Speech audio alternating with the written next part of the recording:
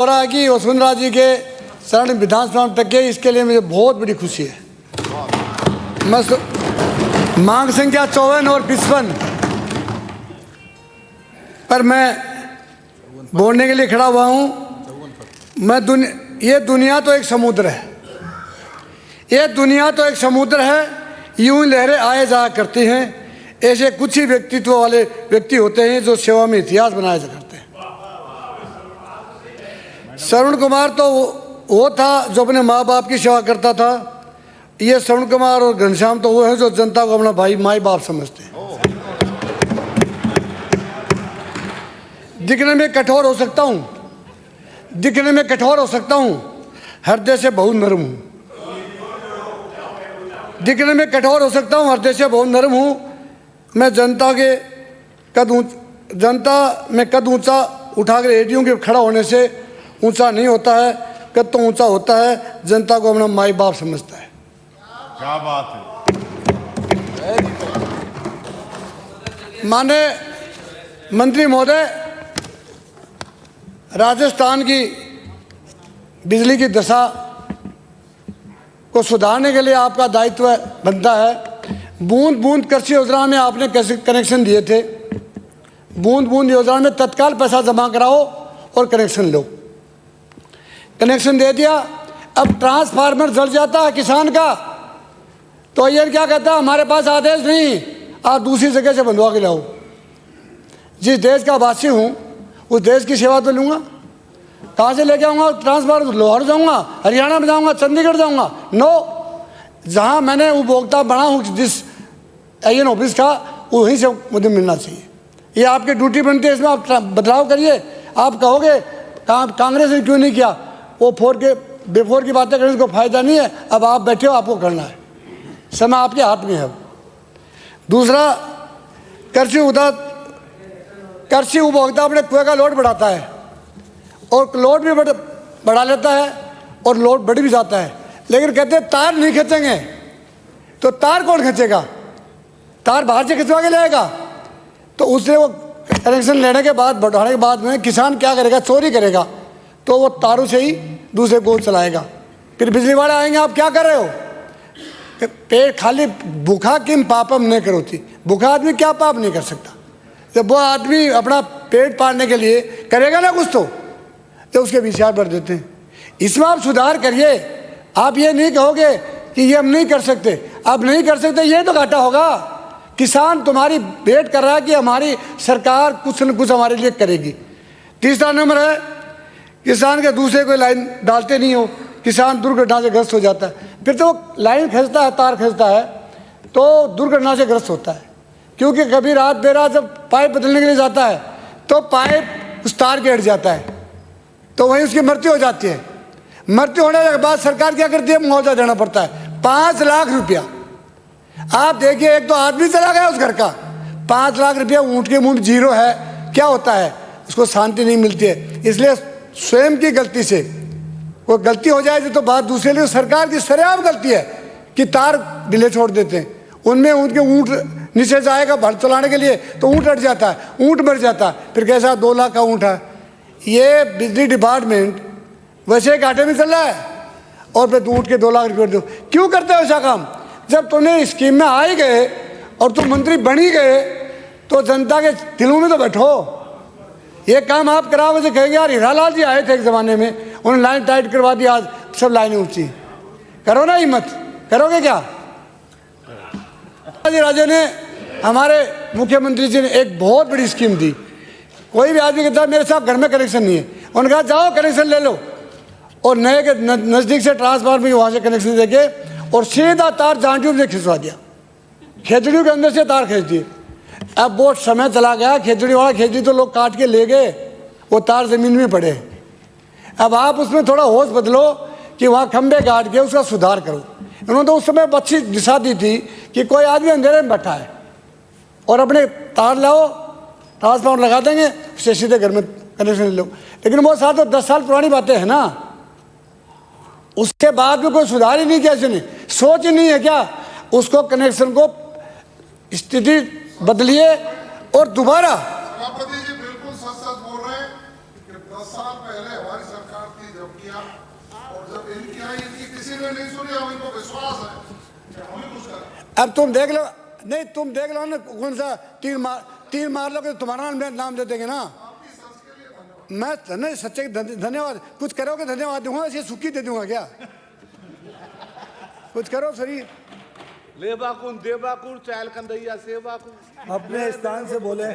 किसानों के तार सुधार करिए, उनको टाइट करवाइए। किसान की दशा ठीक नहीं इस समय, इसलिए आप मैं कहूँगा कि तार तत्काल एक योजना लाइए और उस कंपनियों के द्वारा उसका तार को टाइट करवाइए।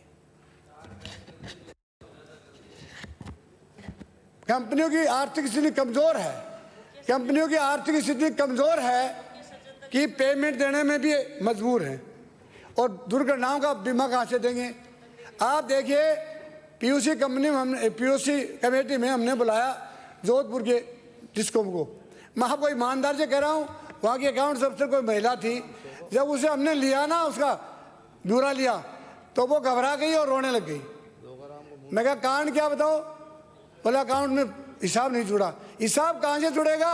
आज जोधपुर डिस्कॉम की ये स्थिति है कि अजमेर डिस्कॉम से पैसे लाके पेमेंट चुकाते हैं।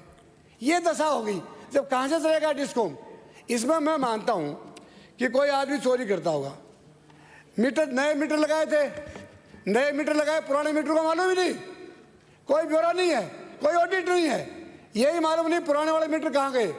खंबे इतने हालत खराब है कि खंभों को तोड़ तोड़ के लोग किसान और अपने घरों में बड़े लगा रखे, और रोड के ऊपर वो लगा दिया, आपका क्या नाम है, ब्रेकर बना दिए।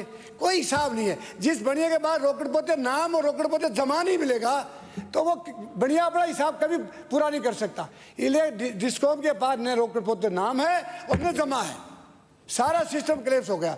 मैं चाहूँगा कि इसको नाम और जमा का दोनों का हिसाब रखिए, और कितने खंभे आए थे, कितने तार आए थे, कितने इंसुलेटर आए हैं, कितने मीटर उतारे गए हैं, सबका हिसाब होना चाहिए। उसकी रोकड़ ऑडिट होने से, ऑडिट के बाद मालूम होना चाहिए कितना घटा है और कितना बढ़ा है। बढ़ा है वो भी गलत है और घटा है वो भी गलत है। ये करने लग जाओगे तो कोई ऐसी स्थिति नहीं आएगी। अब आई VCR की बात। VCR किसी के घर में एक फुड्डी है, एक कमरा है गरीब के, और उसके 1 लाख का VCR भर दिया। मैंने पूछा इनको ये क्या कर रहे हो? बोला इसके सब कुछ है। सब कुछ क्या, मियाँ बीबी दो ही तो हैं, और एक बल्ब और एक पंखा है। इसका हिसाब निकाल लो। 323 वाले पैसे वो अपराधी को 307 में क्यों फंसा रहे हो? अपराधी तो 323 का थप्पड़ मारा है, 307 बढ़ाओगे क्या? तो फिर वो कहते हैं इंद्रिय है, इंद्रिय चेक करवा लो। तो यही हाल इस गरीबों के साथ है। कानून कब आएगा? मर जाएगा वो तो कानून आएगा तुम्हारा। आपका कानून लागू करोगे तब तक वो मर जाएगा, उसके क्या काम आए कानून? मैं कह रहा हूँ अपराध कर रहा है, इसे मैं इग्नोर नहीं कर रहा हूँ, पर अपराध का दंड उतना ही मिले कि जिसने इतना अपराध किया है। अगर मान लो एक बल्ब है, एक पंखा है, हो सकता है 5,000 की चोरी की होगी, 10 की होगी, 1 लाख की थोड़ी की है। पर इसलिए VCR ज़्यादा भरते हैं कि उनको 10% कमीशन मिलता है। कोई व्यक्ति नहीं देखता गरीब का क्या होगा, मेरे पेट में क्या होगा। ये दशा जब तक देश की भली नहीं होगी ना कि गरीब का भला कैसे हो सकता है, तब तक आपका और हमारा किसी का भी भला नहीं हो सकता। गरीब की दास्तान नहीं है ना, गरीब के मैं पूछ नहीं रहा हूँ, आपको जबरदस्ती समय खराब कर रहे हो। आपका मौका है तो बोलना। मैं आपसे नहीं पूछ रहा हूँ, आप समय बेकार। माननीय सदस्य आसन को संबोधित करें। मैं चाहूँगा उसके बाद में एक नई बात और सुनिए। जब कोई व्यक्ति वहाँ जाता है ऐसी के पास तो कहता 50% कर दूंगा। भाई किसी आदमी को मान लो है ही 100 रुपये का नुकसान और करा रहे हो 50,000 रुपये जमा, कहाँ से करेगा? घर बेचेगा क्या? गरीबों की तरफ देखो ना, बड़े बड़े मगरमच्छ बिहाड़ी में बैठे, बड़े बड़े मगर फैक्ट्री में बैठे, और उनके इतनी चोरी कर रहे हैं, कोई जा ही नहीं रहा है। बड़े बड़े नेताओं के घर में कभी बल्ब वो मीटर लगाते नहीं, उनको कोई पकड़ नहीं रहा है, और गरीब व्यक्ति गलती से कोई तार डाल लिया तो उसको 1 लाख की VCR भर दी। ये नहीं है। बड़ा आदमी कोई भी हो सकता है, लेकिन चोरी के सामने सबसे बड़ा बोलना है। चोरी मैं कर दूं, मुझे पकड़ना चाहिए। मंत्री करता है, मंत्री को पकड़ना चाहिए। चोर तो चोर ही होता है, उसकी डेफिनेशन चोर होती है। फिर गरीब आदमी को चोर मान लिया और बड़े आदमी को चोर नहीं माना। ये आपकी बड़ी बदजानती है। VCR का बड़ा भारी खतरा है, इसलिए आप इसको चेंज करिए। आप क्या 2 मिनट भी नहीं है? कितने देर में हो गया समय? मैं बात तो सुनो। ये देखें आप, भ्रष्टाचार खरीद में हो जा रहा है।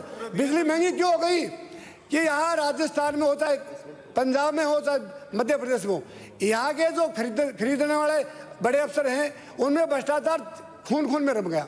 वो इतनी महंगा सामान खरीद के इतना बड़ा कमीशन लेकर के उसको ऐसी हालत कर देते हैं कि वो बिजली अपने आप महंगी हो जाती है। जब तक इसका भ्रष्टाचार में संशोधन नहीं होगा तब तक ठीक नहीं होगा। ठेकेदार प्रथा कर दी, ठेकेदार 6 महीने तक आता नहीं है, पैसा जमा करा लिया, किसान से पैसा वगैरह लिया, कनेक्शन देंगे आपको और फिर कनेक्शन 6 महीने नहीं देते। भाई जब पैसा जमा हो गया तो कनेक्शन क्यों नहीं देंगे? जब हम बनियों को पैसा दे देंगे तो सामान देने में देरी किस बात की कर रही है? अब समय बहुत है कम है इसलिए मैं कह रहा हूँ। अब रही बात आपकी खाद्य 55 नंबर पे, एक प्लीज बहुत जोरदार बात कराओ, कुछ फर्क नहीं पड़ेगा 1 मिनट में, इतना समय खराब कर दिया। मैं कह रहा हूँ हमारे खाद्य मंत्री जी ये स्वभाव के बढ़िया हैं, काम के बढ़िया हैं, दूध को दूध पानी को पानी करना ही पड़ेगा। लेकिन मैं कह रहा हूं सरकार की मध्यांता देखिए, जो मुख्यमंत्री बनता है वो डिपार्टमेंट को छिन-भिन कर देता है। कृषि में पहले कृषि के साथ कृषि उत्पन्न होती थी तो उसका पैसा आता था तो विकास होता था। खाद्य पदार्थों में वसुंधरा जी के टाइम में मिलावट करने वाले को वही डिपार्टमेंट था। अब आप लोगों ने दे दिया किसको? मेडिकल को। मेडिकल वाला तो वैसे ही पागल हुआ घूम रहा है, उसको दे दिया। कब किसको चेक करेगा? जिसको मेडिकल गली गली मोहल्ले मदरे में डिपार्टमेंट है, उसके बाद उससे वही समझ में नहीं आ रहा, आपने वो और दे दिया। आपको डिपार्टमेंट मुख्यमंत्री जी को आप कहो ये डिपार्टमेंट काट दे अरे काट देंगे बाबा, अरे बाबा काट देंगे। सरवण जी क्या चोर हो रहा है वो काट देंगे। मैं कह रहा हूँ हमारे सुमित जी को ये डिपार्टमेंट दिलवाए। भ्रष्टाचार इतना ज्यादा है कि तेल में इतनी मिलावट है, आज से 7-8 दिन में वो आपका ये टोंक में मालपुरा में 85 किलो दूध फर्जी बनाया, पकड़ा भी गया। ऐसा एक फर्जीवाड़ा पकड़ा गया। अलवर सबसे ज्यादा मिठाई का देश था, उसमें आज से 10 साल पहले ही दवाई वो फर्जी दूध बनाने लगे थे। कलाकंद अलवर का प्रसिद्ध था, आज को लेना नहीं चाहता है, 2 दिन के बाद छीनने लग जाता है। इस मिलावट को तब तक सदन पूरा इस मिलावट को नहीं लगाएगा, हर घर में बीमारी होगी। ये हॉस्पिटल आप कितने भी खुलवा दो चाहे, पर जनता के साथ भला नहीं हो सकता। मैं अपील करूंगा